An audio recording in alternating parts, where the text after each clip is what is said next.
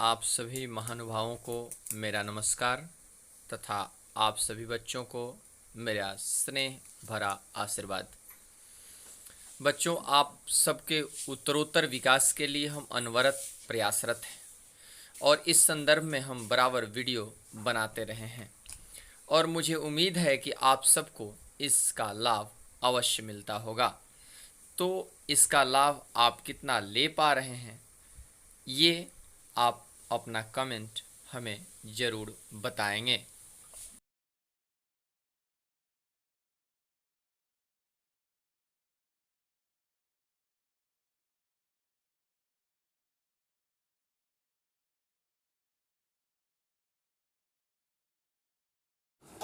आप सबको स्मरण करा दें कि हमने पिछले दिनों आप सबको किरचॉफ का नियम बताया था। आज हम किरचॉफ के नियम का अनुप्रयोग कहिए तो या इसके पहले हमने आपको प्रतिरोध के बारे में बताया है कि प्रतिरोध का संवहन कैसे किया जाता है, प्रतिरोध के संबंध में ओम का नियम क्या है, ओम के नियम की जांच कैसे की जाती है। इसके अतिरिक्त आपको हमने प्रतिरोध के सारे गुणधर्मों को बताया, भौतिक गुण उसके क्या हैं, रासायनिक गुण क्या हैं। साथ ही साथ आपको हमने ये भी बताया है कि कार्बन रेसिस्टर क्या है, कार्बन प्रतिरोधक क्या है, इसका मान कैसे ज्ञात करते हैं, ये तो हमने बता दिया। परंतु एक सवाल खड़ा यहां होता है कि आखिर अगर कोई प्रतिरोध का मान, जैसे विद्युत धारा का प्रवाह कितना हो रहा है, इस प्रवाह का मान निकालने के लिए आमीटर का प्रयोग करते हैं, जो इसके पहले हमने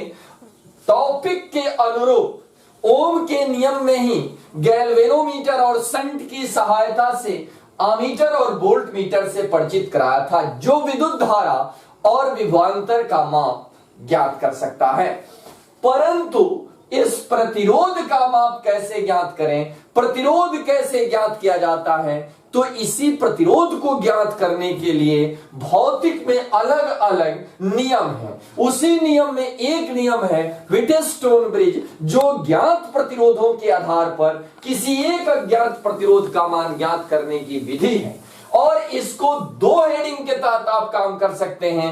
आप चाहेंगे तो कह सकते हैं कि प्रतिरोध का मान ज्ञात करने की विधि, या आप चाहेंगे तो कह सकते हैं कि किरचॉफ के नियम का अनुप्रयोग। तो आइए बिना समय गंवाए व्हिटस्टोन ब्रिज, जिसका पहचान हम इस वीडियो के प्रारंभ में ही दिए हुए हैं, एक बार फिर आपको स्मरण करा दें कि व्हिटस्टोन एक इंग्लैंड का वैज्ञानिक था, जो किरचॉफ के नियम के आधार पर अज्ञात प्रतिरोधों को आधार मानकर अज्ञात प्रतिरोध का मान ज्ञात करने की विधि बताया था।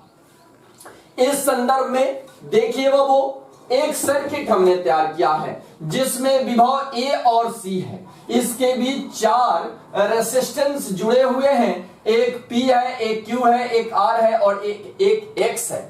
आइए इन चित्र में क्या क्या है, ये कैसे आएगा, क्या इसको हम रटेंगे, इसमें तीर का निशान कैसे दिखाते हैं, एक एक पहलू का हम चर्चा हम करते हैं। यहां से A और C है बाबू। अब यहां से प्रवाहित हो रही धारा, यहां से प्रवाहित हो रही धारा सेल से, जो यहां हमने तीर दिखाया है, यानी यहां से प्रवाहित हो रही धारा, यहां तीर दिखाइए या यहां दिखाइए, यहां धारा आई है, जो A शीर्ष से दो रूपों में बट गया, यानी I जो है वो दो भागों में बट गया, I1 प्लस I2 के रूप में। यानी I1 का प्रवाह प्रतिरोध Q से और I2 का प्रवाह प्रतिरोध P से। अब ये I1 करंट लेकर पहुंचता है B पर, यहां से भी अब देखिए फिर किरचॉफ का पहला नियम, यहां भी दो जंक्शन पॉइंट से दो आउटपुट है, यहां इनपुट आ रहा है I1 और यहां से दो आउटपुट है, तो इसमें अगर IG करंट है तो इसमें निश्चित रूप से I1 में से IG घट गया, यानी इतना ही करंट R से बहता है। यानी गैल्वेनोमीटर से प्रवाहित हो रही धारा, गैल्वेनोमीटर से प्रवाहित हो रही धारा IG है, तो R से प्रवाहित हो रही धारा I1 माइनस IG है। एक बार फिर समझिए बाबू, शीर्ष A पर कहिए या विभव A पर कहिए, सेलों के श्रेणी क्रम यानी बैटरी, सेलों के श्रेणी क्रम से धारा I शीर्ष A पर पहुंचता है जो A के लिए इनपुट है, और वहां से दो करंट I1 और I2 आउटपुट है। तो हमने किरचॉफ के नियम में ही पढ़ा है कि I1 बराबर I1 प्लस I2, यानी जितना इनपुट उतना आउटपुट।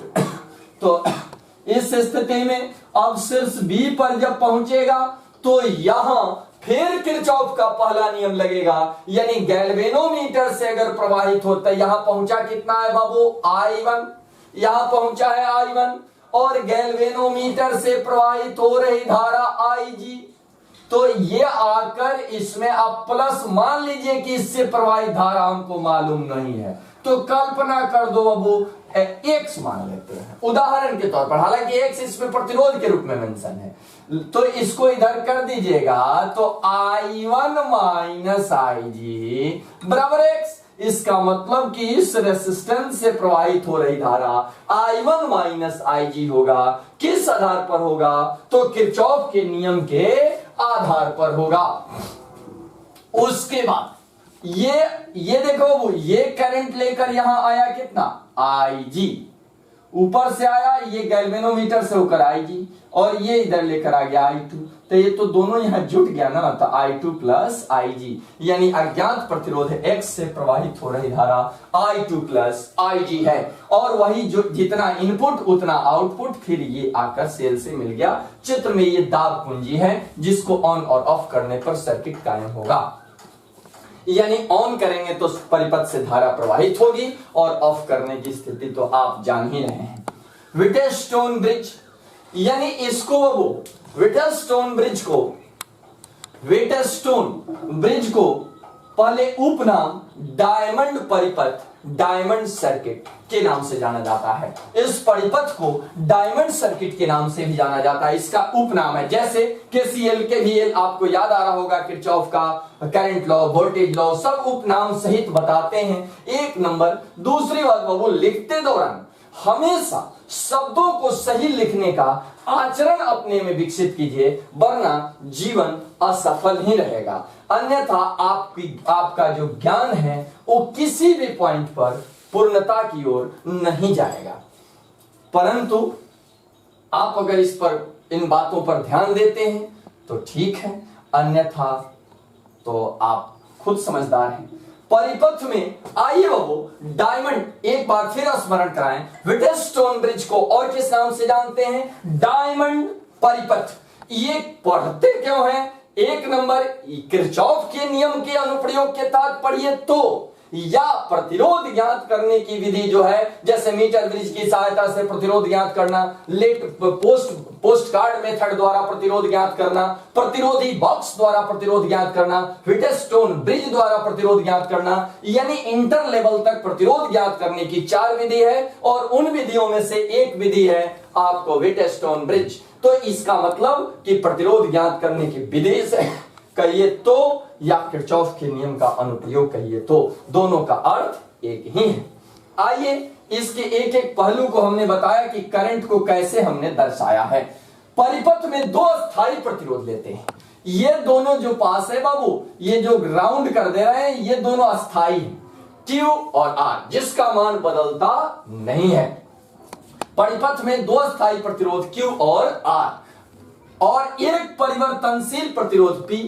आप देखिए इसमें तीर हमने बना दिया है, तो आप सोच रहे होंगे कि निश्चित रूप से कहीं किताब उताब में देख करके बना दिए होंगे, लेकिन ये इंडिकेट कर रहा है कि ये ज्ञात जरूर है लेकिन ये परिवर्तनशील है, यानी इसके वैल्यू में परिवर्तन होता है, इसीलिए वहां तीर डालकर बाकी सबसे इसको अलग किया गया है। अर्थात दो अस्थाई हो गया, एक ज्ञात में परिवर्तनशील हो गया, यानी 3 ज्ञात प्रतिरोध हो गए।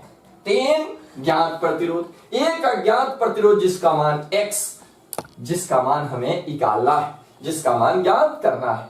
अब इन चारों प्रतिरोधों को डायमंड सर्किट, यानी ये चतुर्भुजाकार सर्किट डायमंड परिपथ में व्यवस्थित करते हैं, जिसके शीर्ष बी और डी के बीच धारा संसूचक यंत्र गैल्वेनोमीटर को जोड़ देते हैं। देख रहे हैं आप बाबू, इसके शीर्ष बी और डी के बीच गैल्वेनोमीटर जुड़ा हुआ है। आइए इसी पास में जो करंट हमने दर्शाया था उसको अलग अलग बांट कर दिखा रहे हैं। परिपथ के शीर्ष ए पर आने वाली धारा I1 किरचॉफ के पहले नियम से I बराबर I1 प्लस I2, अतः Q से प्रवाहित धारा I1 और परिवर्तनशील प्रतिरोध P से प्रवाहित धारा I2, गैल्वेनोमीटर से प्रवाहित धारा IG, प्रतिरोध R से प्रवाहित धारा I1 माइनस IG, जो अभी आपको विश्लेषण करके बताया था, अज्ञात प्रतिरोध X से प्रवाहित धारा I2 प्लस IG।